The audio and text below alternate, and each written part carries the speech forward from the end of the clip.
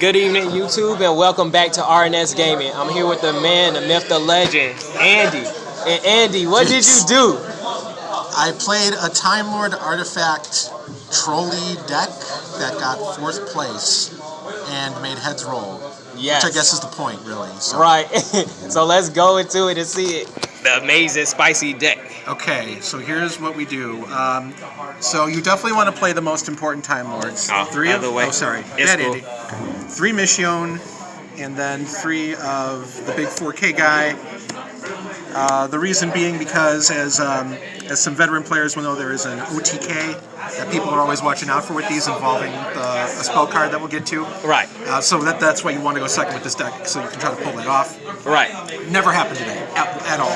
But, Okay. But I think that's because people were like terrified that it was going to happen. So anyway, you definitely play those, just because why not? They're also good on their own. Like if you can't get the OTK, these cards are not bad. Right. So anyway, you also play other Time Lords. Played one of him, Raytheon. He's another one who does damage based on your opponent's monster's attack. So that's good.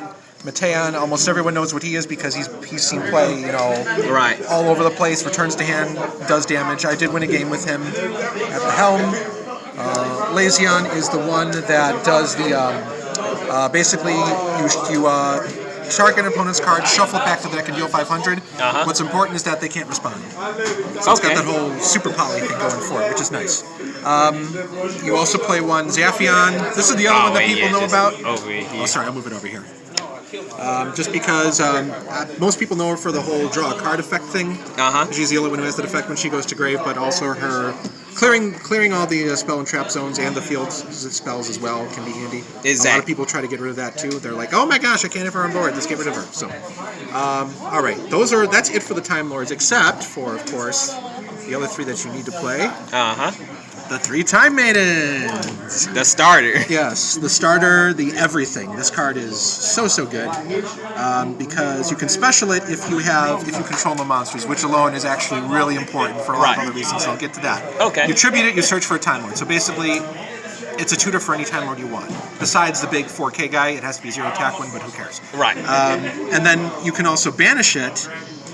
If you haven't special summoned that turn, banish it from your grave, and then special summon a Time Lord from deck. Same conditions, has to be 0/0. But still, that's like really good, right? It's like you're basically, it's like 2 for 1. You might as well. Anyway, now for the non-Time Lord stuff. Now, let's see. Where's that lovely card that I caused so much anxiety with during the Sky Striker match? Is Sky Scourge Imbecile. Little known card here. It can't be special summoned, which sucks, but the only reason you use it is because of its tribute summon effect.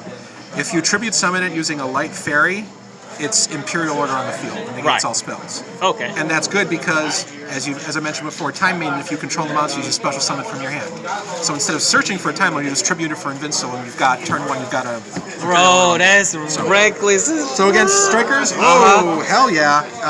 Now, it can also be a Jinzo if you tribute a Dark Fiend, but I'm not running those, so that doesn't happen. But yeah, still pretty cool, and people hate it. One Archroy Christia, I mean, I don't know, maybe I'll bump him up. Everyone knows what he does, he's great. Yep. And then artifacts. 3 Lancia, everyone plays Lancia these days because it's like your Orchest stopper and so many other things. Right. No need to talk about that one. But I also play lots of other artifacts, including 3 sides. The one that stops the extra deck summons. A lot of people I know, like, at least my understanding is you play 3 of the trap and just 1 scythe. Right. I'm going for all of them. I might cut it down or maybe side them out, I don't know. But the fact of the matter is you're actually playing a lot of different artifacts in this, so it's not bad to run that many, especially with some other traps you play. And then 3 Moral Attack. And this card was the MVP, like, yeah, this card saved me a lot of times because whenever it's summoned on your opponent's turn, all the artifacts are like this. It doesn't matter how they're summoned. That's the important thing. Just summon it during their turn, and you get to pop one of their face-up cards, non-targeting, which is really good when you think about it. Helped me out many times. And then the most legendary card of them all, I guess. So for those that don't know, Clear Karibo from the Dark Side of Dimensions movie. What does it do? This won me a match today. So when it's in your graveyard, You can banish it when your opponent declares a direct attack. You draw a card. If the card you draw is a monster, you get a special summon immediately, and your opponent has to change their attack target to that monster.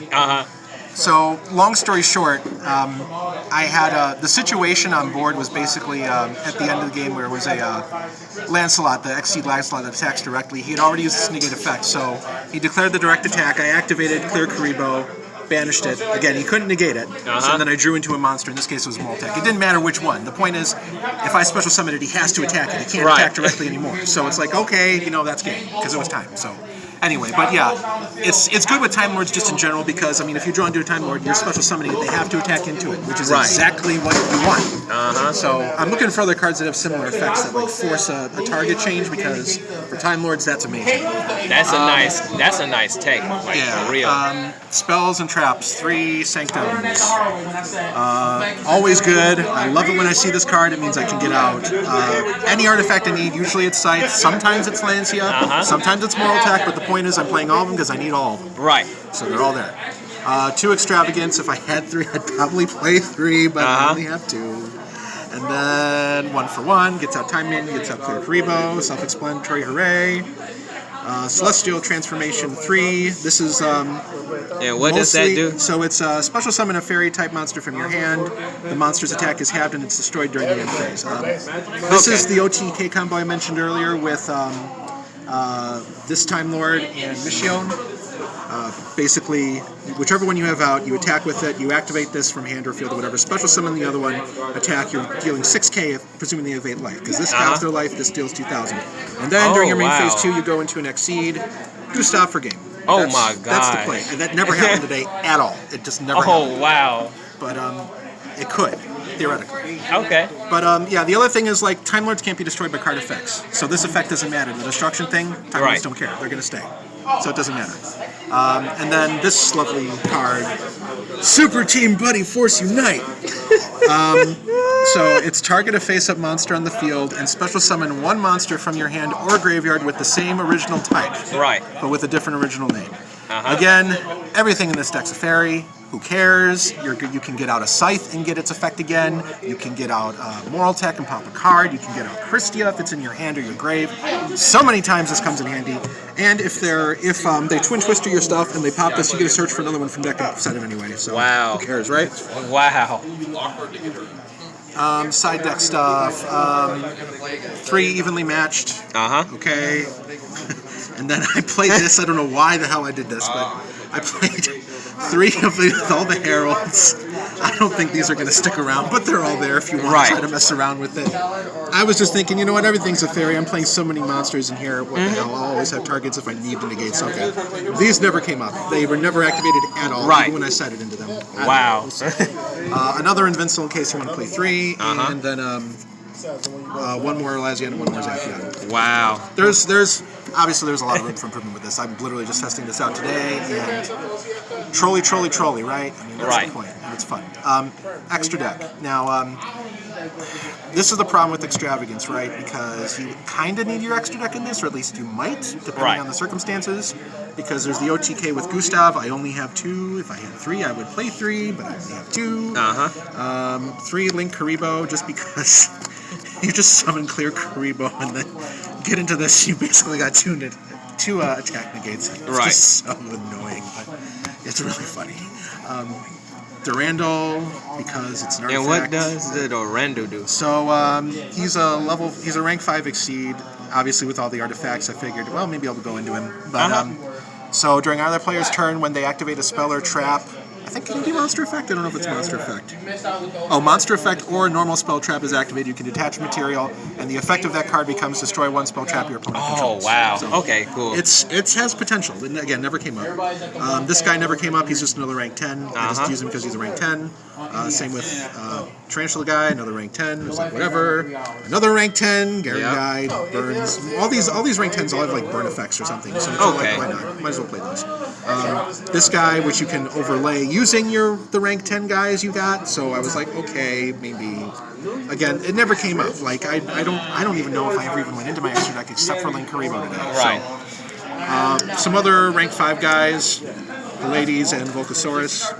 Again, rank 5 plays if you need him. Almirage, another, you're playing lots of 0 attack normal monsters, so you can get him out no problem if you need to.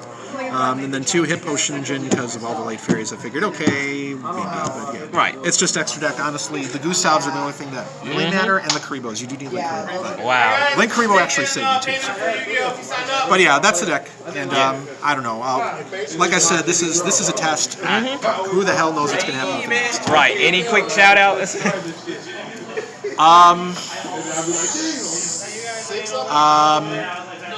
Just Top Cut in general, the community here. Woo-hoo!